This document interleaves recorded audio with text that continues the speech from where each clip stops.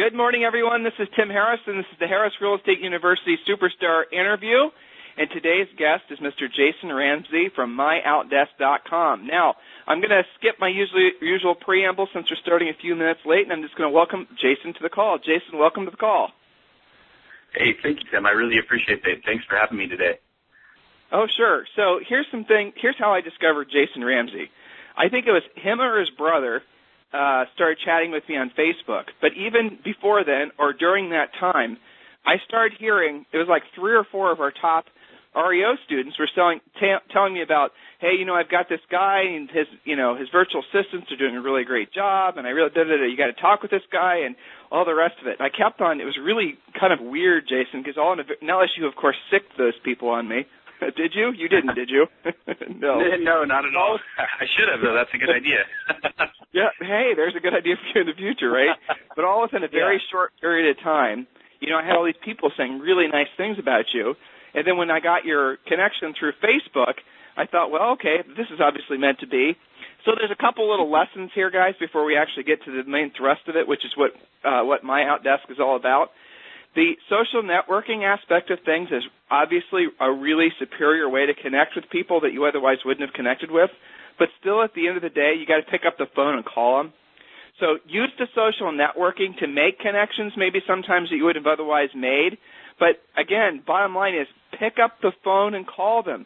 If you're not going to pick up the phone and you're not going to, make that personal connection, it's just going to get wasted. That potential business and relationship is just going to get wasted. That means you should be calling all your new Facebook friends. You should be calling all your new connections on any other social network that you come in contact with. Call them. Say, hey, thanks for friending me up. Is there anything I can do to help you in this real estate market? That's okay. They expect you to do that. You're not breaking any sort of golden rules of social networking by actually picking up the phone and offering to help people.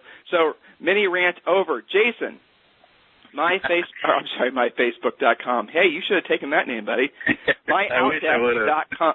Yeah, myoutdesk.com. Tell us what it does, and it's obvious to many agents how they can use My Outdesk, but sure. I want to get into some of the more creative ways.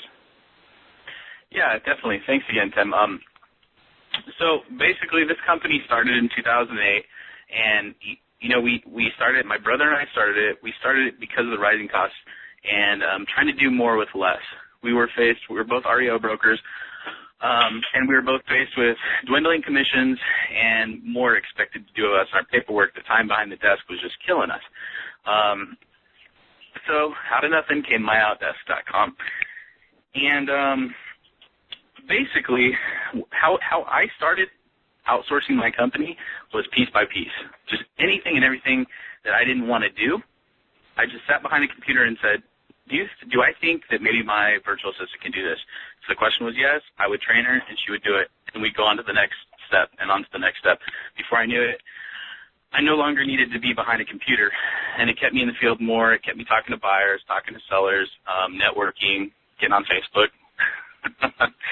So, things that I actually like doing. And, it's been a long ride, and it's been a great opportunity for us to build a new business. And I actually have really come to care about what I do, and that's kind of probably how we met you, Tim, is because, a lot of our clients, they're battling the same things we were. High overhead, poor worker performance, from their physical employees here in the States, and we were an answer to a question they had. Can I do better? Can I bring something to my office that's not going to kill my bottom line, but actually provide a better service for my clients? So now we have about 77 clients throughout the United States. We have over 150 virtual assistants. So, you can see how quickly the concept grew. And, we go into a room, and a lot of times we'll say, hey, look, we're probably the only idea in this room that's actually looking to save you money. We're not asking you to buy anything. We're saying, hey, let me into your office. Let me see what you do. Let me see how I can help you save time and money and be better at what you do. Yeah, or enhance. Yeah, exactly. Enhance what they're doing. It's really what you're doing. I mean, you're taking. Well, let's get opposed to. I mean, more. Let's give them some specific examples of how users are using the service. Sure. And then let's maybe help them expand their ideas. And by the way, to hire a virtual assistant through you, how complicated is it? Let's talk about that first. I'm a realtor. I have some REOs. I'm doing some short sales. I'm thinking about adding staff. I'm busy. I'm your typical, like, ever-growing HREU student who's maybe for the first time starting to make some real decent money, doesn't want to, frankly, spoil the cart.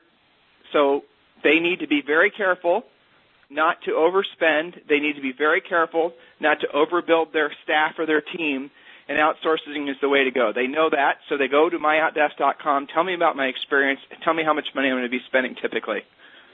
Sure, of course.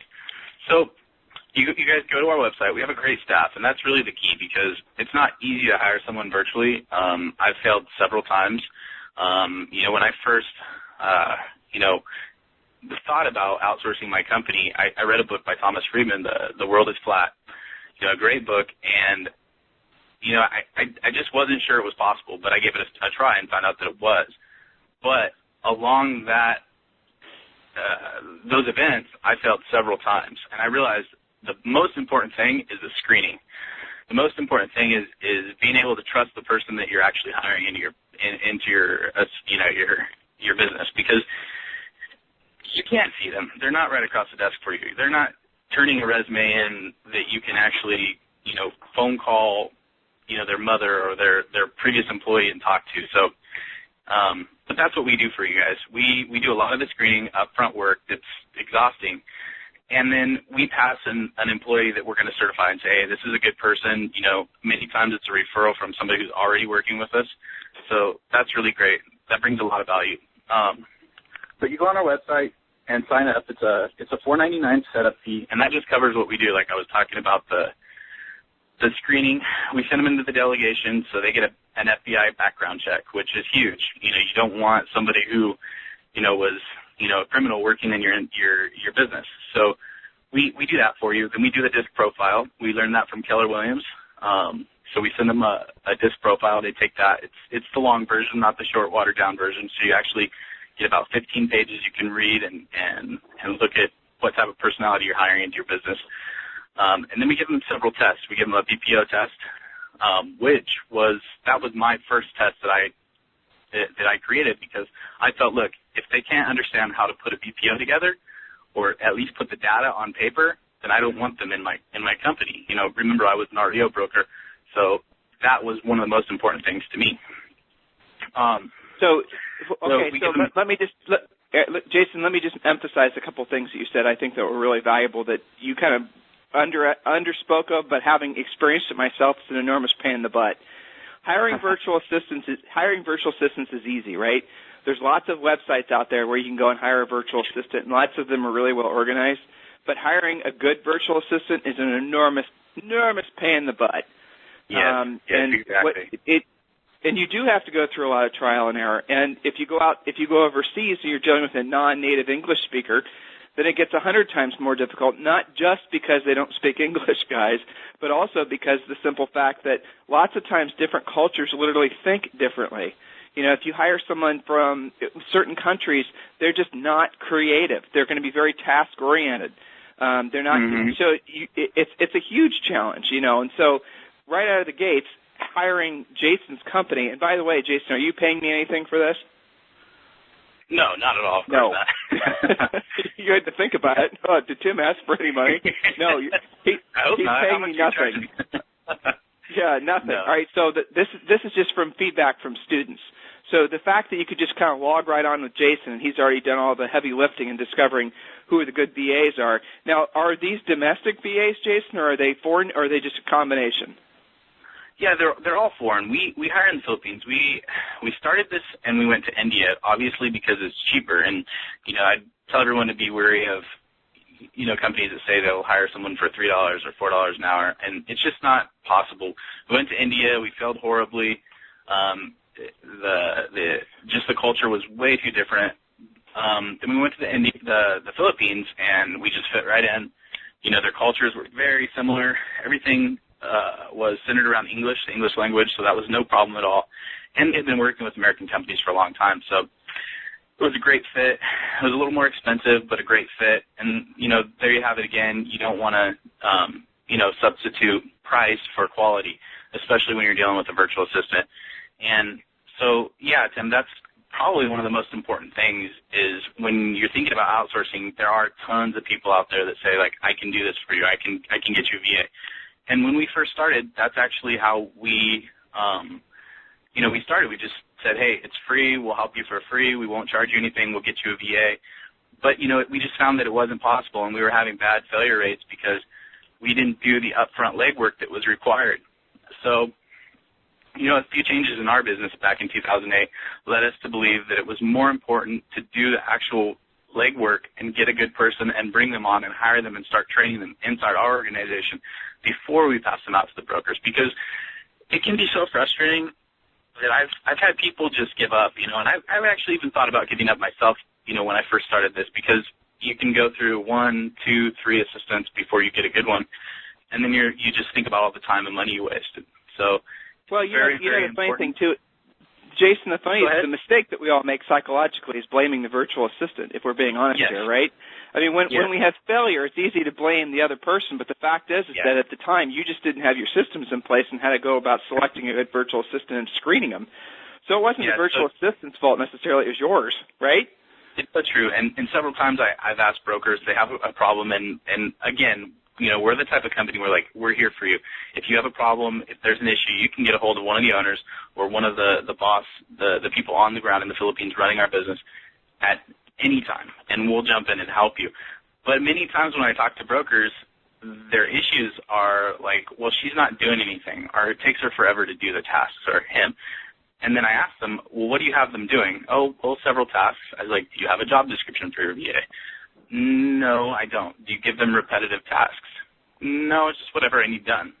Did you write a manual showing them how to do those tasks? And a lot of the brokers that have a lot of problems, they're the ones that say no to all of that. So it's very important to prepare on your end, too. I mean, we're preparing on our end to get you somebody good.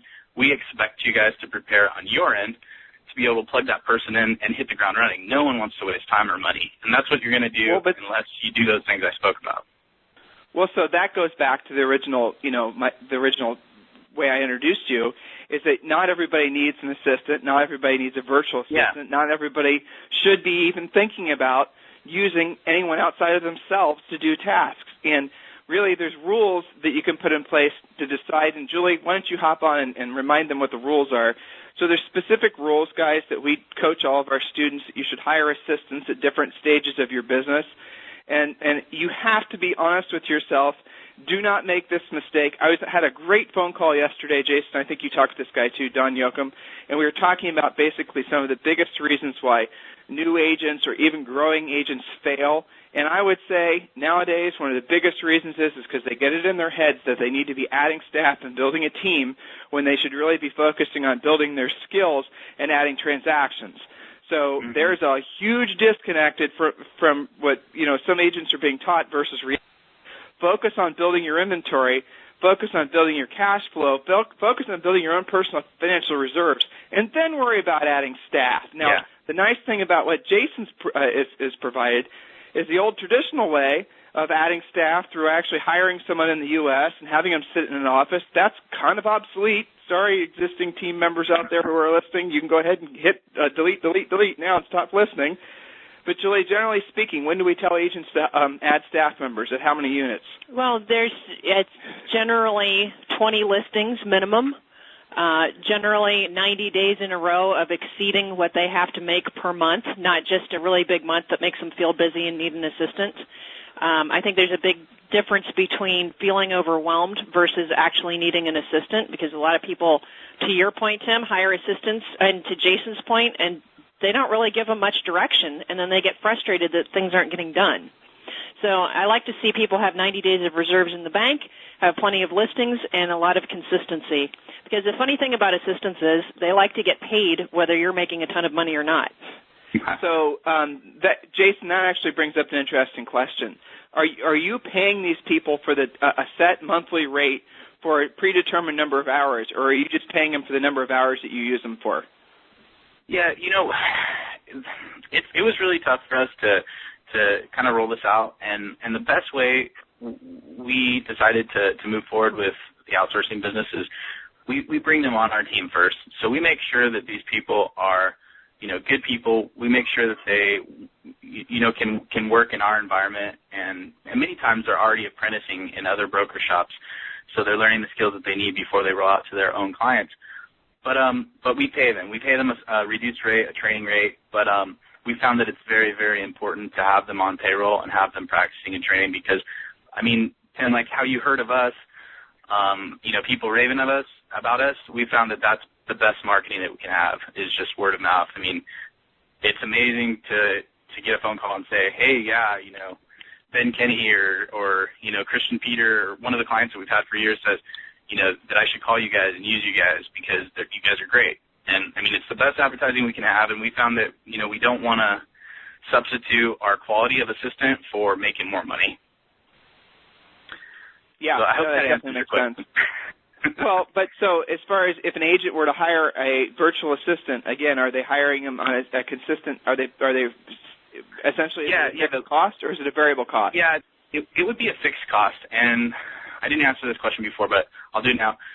We start at $6 an hour. We go up to $8 an hour. So, and you can hire for 20 hours a week or 40 hours a week. We don't go any lower because contract work tends to be expensive and hard to track on both ends. So, we actually refer people out to other outsourcers like Elance or Odesk or one of the other guys if you need contract work. We're the type of people that we want to partner with you, like how you said, Tim, and it's so important what you had mentioned and what Julie had mentioned about leading with revenue. We want to jump in when you guys are close to that 90-day reserve and you're like, okay, I need this assistant. Okay, I have some time right now. I have some reserves. I need to talk to somebody. I need to get an assistant to start helping me process my paperwork because I can't be doing this. I need to stay in the field. So that's where we're looking to fit in, and not so much with the agents that are doing 1 or 2 deals a month, or that are they don't really have their business set up, or need contract work. That's a different type of outsourcing company. So Eric Reed asked a really great question. Do you have sample job descriptions and employee manuals, if you will, not employee, who shudder the word, or virtual assistant manuals, job descriptions that they can use? Yeah, actually, my whole staff, I wrote the job descriptions for my staff, and we have about 7 staff members. So I can roll that out to you guys. Also, some of our broker partners and my own, and in my own shop, in my brother's shop, we also have manuals and staff for our VA. So, so you guys can understand, our business is, heavily focused. We have buyer teams, but it's heavily focused on the REO business. It's just how our markets are right now, and it's really important to learn to change with your market. That's why I'm ramping up my buyer side of things, because REO is kind of, it's kind of going to the wayside and dropping off a little bit. It's still there, but in my particular market, that's what's happening. But anything from like TC, which I have a manual of what the TC needs to do. We outsource TC, an offers processor. We outsource all that. MLS. If you have a system, which I recommend any broker have, like eBroker House or Taza or Top Producer, any of those systems are very important. It's probably the biggest move you can make for the least amount of money. Just have something to organize yourself, because you don't want to wait until you get those 20 listings to get organized.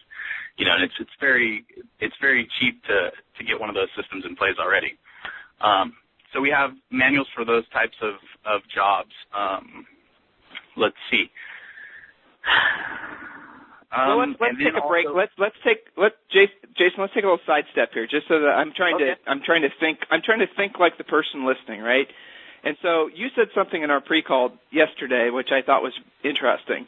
You said basically anything that basically requires sitting in front of a computer is what you can delegate to your virtual assistant. So let's make a list of the things that you can't delegate first, because that's a short list, right? Yeah, it really is. I would say, obviously in my business, I can't dedicate the front desk person. I can't. And I've actually had ideas about setting up a computer. And you and I were talking about this yesterday with the hologram that's coming out. Right. I don't know Yeah, well, the front desk person, that's a tough one to outsource. But I've had ideas about putting a computer screen up there and a camera and having somebody in the Philippines, actually as people walk in the door, talk to people. But I think that's maybe 10 years out, and I think people will start seeing that. But so that's one position, and then a runner. A good runner is always important, especially if you have the listings. There's always something going on. If you have, 10, 15, 20, 100 listings, there's always something going on. You're going to need somebody in the street going back and forth to these houses and taking pictures for you. Okay, well, but you can't delegate talking. You're going to have to negotiate your own short sales. And now, that doesn't mean you can't have somebody processing paperwork on Equator or whatever. You can't delegate, prospecting, lead generation, probably for the most part that involves picking up the phone. You're certainly not going to have someone from the Philippines doing that for you. You can't, let's come on. Pricing, negotiating with the seller, negotiating contracts. Yeah. Really, guys, Julie, what are the things that get realtors? Julie, what are the things that get realtors paid in the industry? What are the things that lead directly to a paycheck? The simple list would be prospecting, otherwise known as lead generation, lead conversion, lead follow-up. We call it relentless lead follow-up. That leads to presenting to buyers or sellers, negotiating, and closing. That's it. And those are the things that are real tough to delegate because you could lose money if somebody screws it up. Right. So those are the things, guys. That list are the things that you do yourself. And literally everything else in your business you can delegate.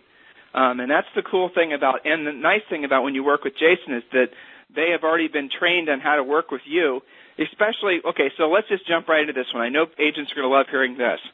All right, so we want everyone, and Jason agrees, we want everyone doing BPOs every single month to at least cover their overhead. A lot of people, when they join HRU, Jason, they're getting their feet back underneath them, and so they need to be doing BPOs themselves to the point where they're covering their monthly overhead. Now, once you get to that point, let's say it's $5,000 a month. Thereafter, if you want to expand your BPO business, which is a brilliant idea if you want to get REOs or just the cash flow, ready for it, guys? You can use one of Jason's virtual assistants to do your BPOs for you. Please do not try to be lazy. Some of you say, figure out a shortcut that's a euphemism for being lazy, and delegate your BPO business to the point where you don't have to do it at all if you need the personal cash flow. Remember, the point of it is you add the assistant after you've got your feet underneath you, after you've got your financial resources in order. So please keep that in mind. So, Jason, they can do BPOs, right? Yeah, and I can't speak enough to what you just said and how important that is because I see a lot of brokers make a lot of mistakes in the BPO field. And it's simply BPOs are the best way. BPOs and networking, prospecting, like Julie said, they're the best way to bring in new business. And, if you're doing them wrong or you're not involved in that, you're actually going to lose business. And then plus, like Tim said, it's so important to have your overhead covered. So, why would you hire somebody out to do the business that you don't even have? But if you grow and you're getting to the point where you're taking in 100 BPOs a day or, 15 or 20 and it's just impossible for you to do it, you have to hire staff. Yeah, we've done that before. It's one of the main things that a lot of those brokers that already have those REO accounts and they're maintaining a BPO business, they come to us for because it is tedious. And a lot of those BPOs you get paid for and you get paid pretty well, but, that they're a foot into the REO world. They're not definite. It's not definite that you're going to do the BPO and get the listing.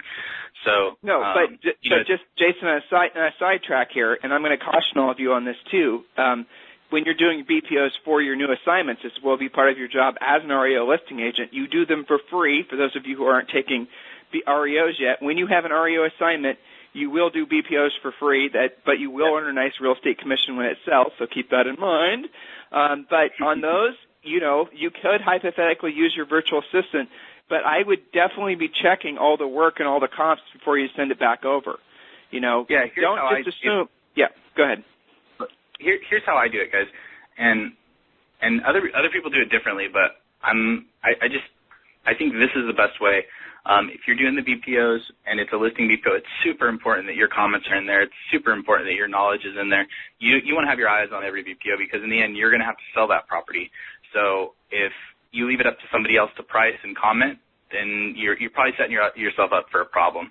But, however, you know, if you're picking the comps and you need somebody to do the data entry, you probably wouldn't want to pay someone $15 an hour to sit in your office and do the data entry. It makes more sense to hire one of our virtual assistants to do that. So give me some case studies, if you will, right? Tell me the name of well, you can plug one of your clients if you'd like.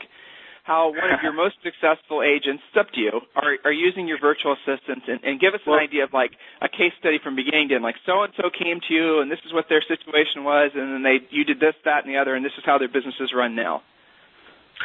Well, I'll give you our probably most successful broker that outsources, I would have to say is Christian Peter. He's a broker here in San Diego, and he's actually a co-owner of one of the Keller Williams that we have here in the South Bay. He has 14 virtual assistants, and when we met with him to do the very first consultation in his business, he was spending close to $40,000 a month in just employee overhead. You know, they had anywhere from 400 to 600 listings at that time. So, you know, he was paying $15 an hour, and he had continuous turnover in his organization, and 2 offices with 29 employees, and it was just a nightmare. And things weren't getting done right. That was the issue. There was bad follow-up. There was, you know, mistakes made with reimbursements that can actually choke a business. That's one of the most important things. And we went into his office, and, you know, I actually sat in his office and helped train his staff to learn how to work with the VAs, because getting buy-in from your staff is one of the most important things, too. I forgot to mention that, you guys, but buy-in from your staff, if you already have a staff, is huge, because you're not going to always be there to be training your VA or tasking your VA. So what we did is we taught his staff how to work with the VAs, and it wasn't without trial and error. We probably spent 2 months in his office, but once it was all said and done, he had 14 VAs. He's been with us for probably 2.5, 3 years now, and he's a huge a fan of ours. He's always talking about us, and you know, how much money we saved him, and how much time we saved him, and how much easier his life is. I go in his office now, and I never see him, whereas before he was buried in paperwork and always there. Okay, well, let's stop with Christian, right? That's his first name? Yeah.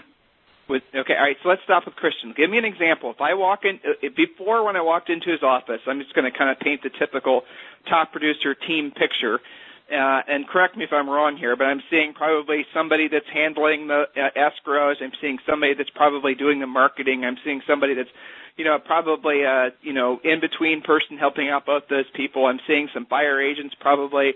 I'm seeing a listings coordinator, all these different typical sort of old-school business model, you know, ways of building your real estate practice. Now I walk into his office, and what do I see? Is there even an office?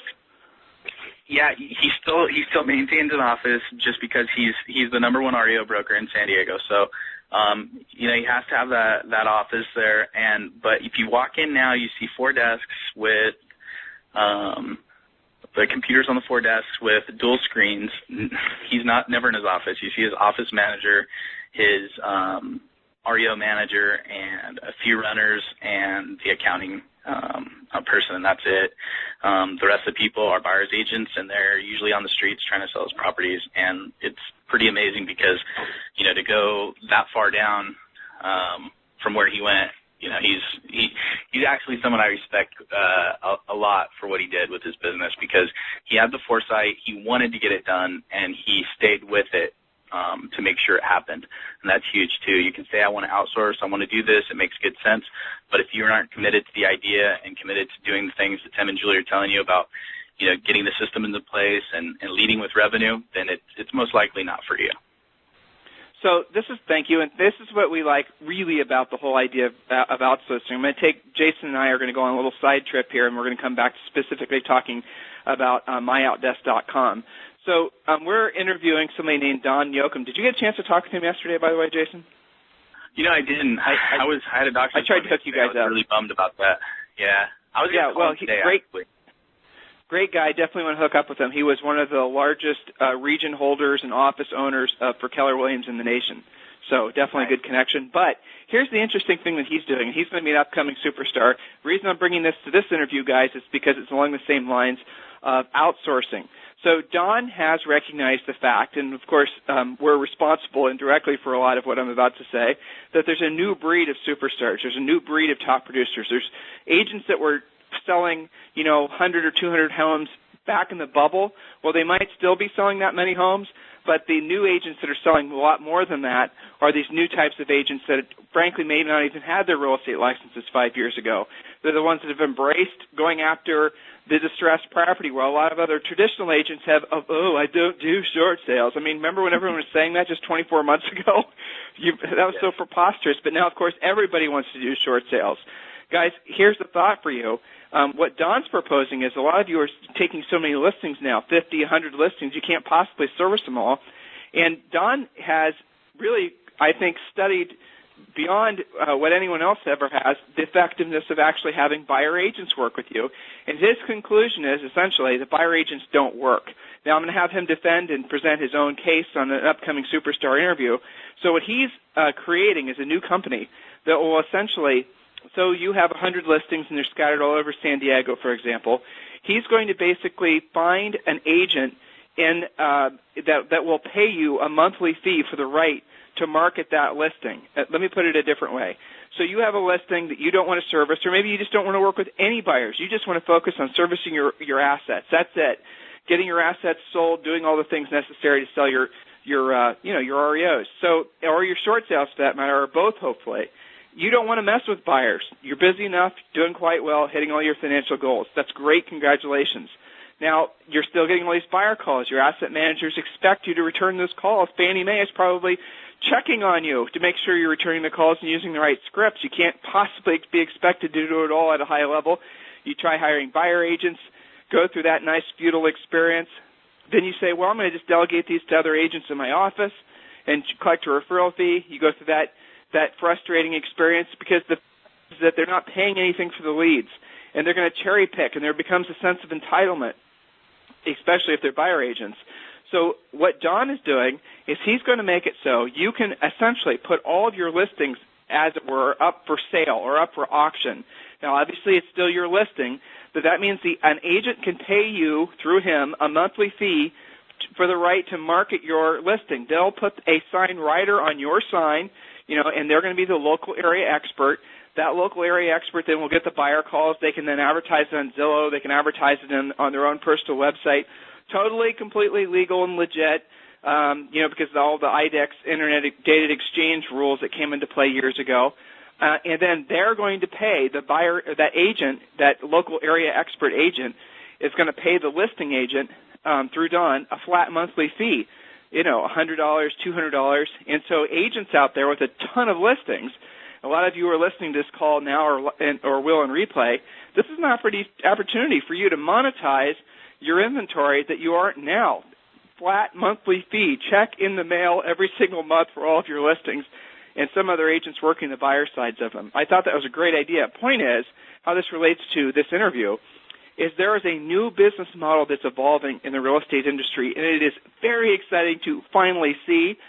And it's being brought to you by people like Jason and people like Don, who have been around for a while and have seen what doesn't work and are being honest with themselves because there's got to be something better. So through Jason's model, you can delegate all your staff, virtually all of your staff. And through what Don's doing, no more buyer agents if you choose not to have that business model. Realistically, within, now probably, you could have a very successful real estate practice and essentially just be you and a computer and maybe one personal assistant. And, depending on how you do your finances, maybe you have your accountant do them or you do them yourself with reimbursements and all that. But the idea of having these big, huge armies of people working for you and running around and taking care of all these little ridiculous details and, by the way, spending all of your profit, that business, guys, if it ever worked, it doesn't work now, and it is gone. So what you're hearing from Jason in his nice, subtle, humble way of presenting it is what's next. So embrace it. So, Jason, as I was kind of going on my little side trip there, what were you thinking? Well, you were actually describing my business because, when I when you start, you get a few counts and it trickles in and it's nice and you have your hands in a few different pots. But back in 2009, my business really blew up, and we closed close to 80 deals. It was 79 deals in 2009, and it was me, another gal in my office, and then 3 virtual assistants. So when you had mentioned that, I was like, yeah, it's very possible, because you don't need all those people. I mean, if you're willing to work and you're willing to just take a good idea and run with it, you don't need all those people. They actually bog you down. I mean, it's an HR nightmare having 29 employees. Trust me, going into Christian Peter's office and not having room to move around, it was frustrating enough. So, now, and he was there 60 hours a week, and now I can never find him. So, I mean, it's definitely possible, and that's exactly what we do. We try and help you get to that point and try and help you realize that, and it is a new thing in real estate. There are not a lot of companies out there saying, I've done this, I'm good at it, I know how to do this, I have the proof, the statistics, I have clients telling, people that I've done this for them. There are not a lot of companies out there. We're probably the only one right now, but outsourcing is not, it's not a new idea, and it's been around since the 80s, and it's just exploding all over the globe. So, well, what makes your business unique, though, Jason, is that you're not just saying, okay, here's an outsourcer, best of luck. You're sending somebody who's already been through boot camp. They're getting somebody who's already been trained. You've already essentially put them through the ringer, sorted out hopefully the good apples from the bad apples.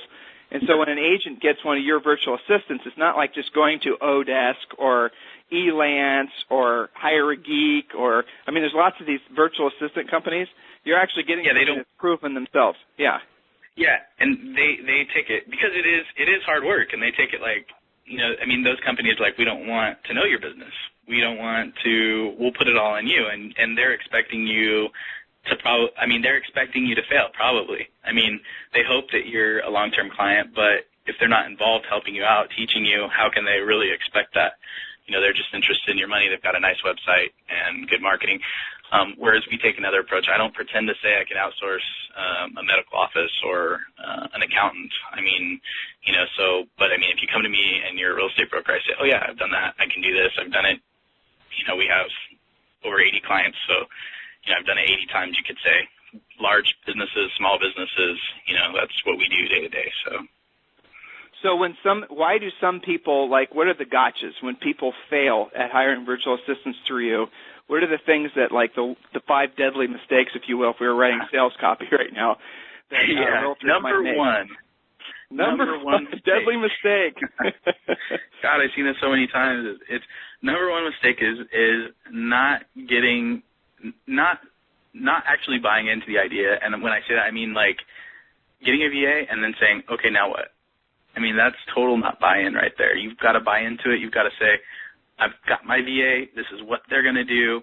I know I have it set up, and I'm going to monitor them myself, or I'm going to have somebody in my office monitor them and give me feedback. I'm going to meet with this person daily until they're part of my staff, until I trust them, until I know things are running smoothly. That's the number. I've seen brokers. They'll pay us. They'll go 2 weeks paying us, 4 weeks paying us, and then on the 4th week they'll call me and say, hey, my VA is not working out. I just don't think they're doing anything. I'm like, okay, 4 weeks have gone by, and you're saying that you don't think they do anything?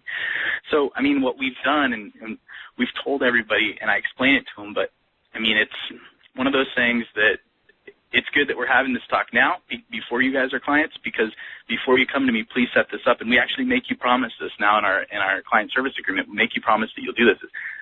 Set up your VA, that you'll meet with them daily. If they were a physical employee, you'd be meeting with them daily if they were a new hire. But same with your VA. Meet with them daily, whether it's 5 minutes, 2 minutes. It can be a quick chat. Hey, how was your day? What did you do today? And monitor their tasks. Don't leave them there to just get it on their own, because they won't. They don't learn by osmosis. So that's the number one failure that brokers make. Yeah, exactly. And essentially it's setting up realistic expectations, following through on those expectations on a regular basis, just like you would. Some of you guys have been exposed to this type of thinking on a larger scale with the 4-Hour Work Week, Tim Ferriss's kind of now famous book.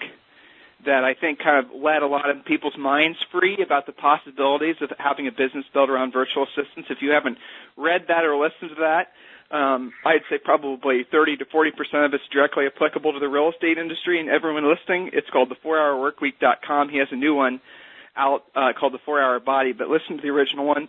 Not that the new one's not good, too. It's, I think, New York Times bestseller #1, his new book. But in any event, he talks in great depth about how to use a virtual assistant, how to not use a virtual assistant. In their lack of creativity. You have to be very, this is what I expect you to do. This is how I expect it to work. This is how I expect it to look.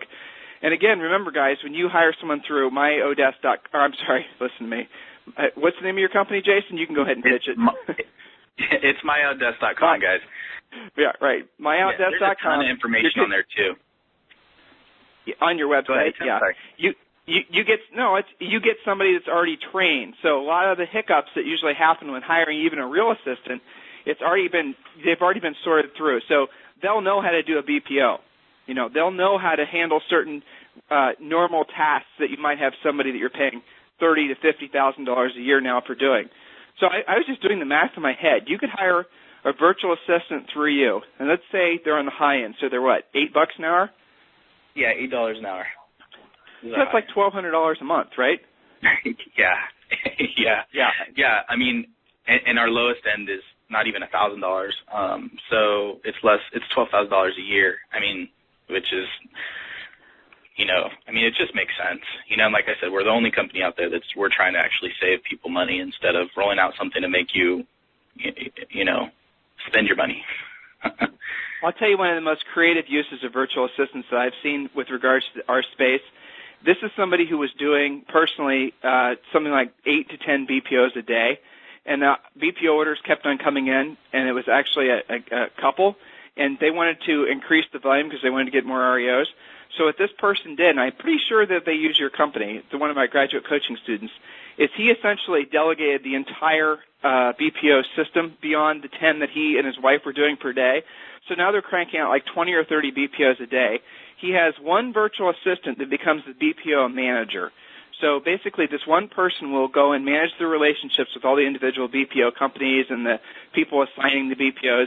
Then he has that manager then oversees the virtual assistant that's doing the data entry, and that same manager oversees the photographers that are running around taking pictures. Now, guys, if your BPO is $45 or $75, just depending on if it's an interior or exterior, what kind of BPO it is, yeah, you're spending, a good bit of that money, but that's money that's coming in every single month automatically that's being completely generated from virtual assistants. And it was funny, I figured out the margin on each BPO, Jason, it was like 30%, which is a heck of a lot more profit than most realtors and most real estate brokers make in their companies. So you do those in volume, that's not so bad. And as a result of all the BPOs that this couple is cranking, they're now taking lots and lots of REOs. So it's kind of exciting if you really open your mind to the possibilities of virtual assistants. Yeah, I'll drop one more name too because you jogged something in my memory. We have an agent in the Massachusetts area. His name's Scott Smith. He's Keller Williams' agent, and he just got the HUD account last year, and he has the same setup.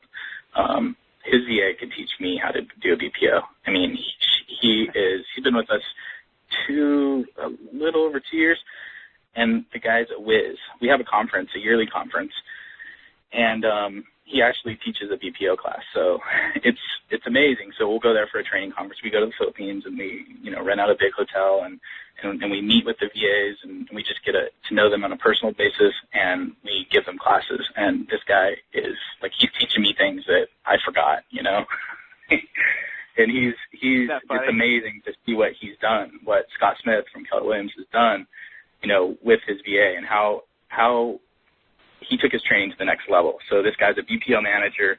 He's cranking out several BPOs, and Scott's just, he's so proud of what he's done, and so am I. So I'm going to read some of the comments, and some of these are your current clients, I can tell by the comments. A lot of nice things about you and your company, which is always great to hear. Scott, Jerry from Palm Springs makes the very true observation that on a virtual assistant, Jason, back me up here, you have no workers' comp, you have no Social Security, you have nothing, just the flat, straight pay, correct? Yeah, that's correct, guys, and that's another great thing too, because when you're calculating figures, you've got to add all that, the FICA, the FICA, the workman's comp, all of that comes into account. You guys, it's a 1099 at the end of the year. You pay us and 1099 us, and we take care of the rest because we have a corporation set up in the Philippines. So it's seamless and it's very easy for you guys to do. Which it's a good thing you brought up, because last year we had a couple people try and W-2 the Filipinos. I had to make a few phone calls. So they're not Americans. They don't pay U.S. taxes. Kelly Jones says, website for the company. She didn't catch the name. So the name of your company and how they can get hold of you? Okay, it's myoutdesk.com. And you can go on there, and the great thing, we have a great staff. I can't speak enough about them. I mean, these are people handpicked, been with us for years, and, they do live chat on there. So click on the live chat. Someone's always there to talk to you guys, or you can reach us also by phone, 1-800-583-9950, and you can email questions at myoutdesk.com or jason@myoutdesk.com. Someone asked, are VAs trained on ResNet, Equator, the usual REO portals, and short sale portals? Okay, great. Yeah, that's a great question. So there's a setup fee, and the setup fee is 100% money-back guarantee. The setup fee covers us to be able to train them for you. So we have somebody hand-holding your new VA. So we do train them on ResNet and Equator, because those are the two biggest platforms that everybody uses. But, like Top Producer, or there's some other, like DARES for American Home Mortgage, or, there's some other, like Brighton uses their own site. There's some other companies, some other outsourcers that have their own stuff. Green River used to have their own stuff. So on those, it's client-specific. But what you do is you provide us the logins. We have somebody who's already worked on all of those platforms, our VA trainer, and she goes in and gives them specific training on how to complete tasks. Perfect. All right. So, Jason, anything else you'd like to say before we end this event? Anything else you'd like to pass along to all the budding new breed of realtors out there, which you certainly represent, and a lot of the people that work with you as clients represent, the new breed of realtors, the realtors that are going to be not just doing well now during this market, but doing well for as long as they choose to? Anything else you'd like to pass along? I'd just like to thank you, Tim and Julie, for having me, and, just let you guys know that, always keep your business changing, and there's opportunity out there wherever you look. It's an exciting time, especially talking to you yesterday, Tim. I realized there's so many things out there to do, and, I wish the best of luck to all you guys. If you guys get a hold of me or want to pick my brain, please do so. Like I said, my email is jason@myoutdesk.com. And you can look me up under there. I'm on the contact page, so go ahead and feel free to give me a call or shoot me an email. And thanks again, Tim. And my pleasure. And Jason and his brother are successful real estate agents, brokers, so keep that in mind, guys. That's where his experience is coming from, because he's been on the front lines. He is frosty like so many of you are as well. So, guys, listen, thank you for joining us for today's Harris Real Estate University Superstar interview. Hopefully you appreciated this content. I can tell by the comments on the webinar that many of you did. Feel free to contact Jason directly. Expand your thinking. I love what he said. Expand your thinking. Think about what aspects of your business that, quite frankly, you could, if you weren't having to do them, you could focus on things that are going to be more dollar productive. The list that Julie gave you. Focus on how you can be a higher level of service to your clients in your neighborhood, in your community. A lot of you are working with distressed property, and you've neglected your centers of influence and your past clients. You've neglected calling expired listings because you've been too busy doing tasks. Think how much better and how much, frankly, more money you could make, how much bigger your business could grow if you wanted it to grow based on the work of virtual assistants. And the nice thing about virtual assistants is they're, 20% the cost of a normal assistant. And generally speaking, they're going to be as efficient, if not more efficient. And by the way, assistants out there that are listening, you guys can become virtual assistants too. So it works both ways. If you don't want to have to trog to a real estate broker's office every morning anymore, you can become a virtual assistant, maybe work with multiple real estate brokers, work at home, control your own time and your hours and your pay. So evolution of technology allows for more opportunities. Don't be afraid of it. Embrace it. On behalf of Julie, myself, and all the faculty and staff of Harris Real Estate University, I want to thank Jason and My Outdesk for being our superstars this week, and everyone have a fantastic weekend. Thanks, Jason. Thank you.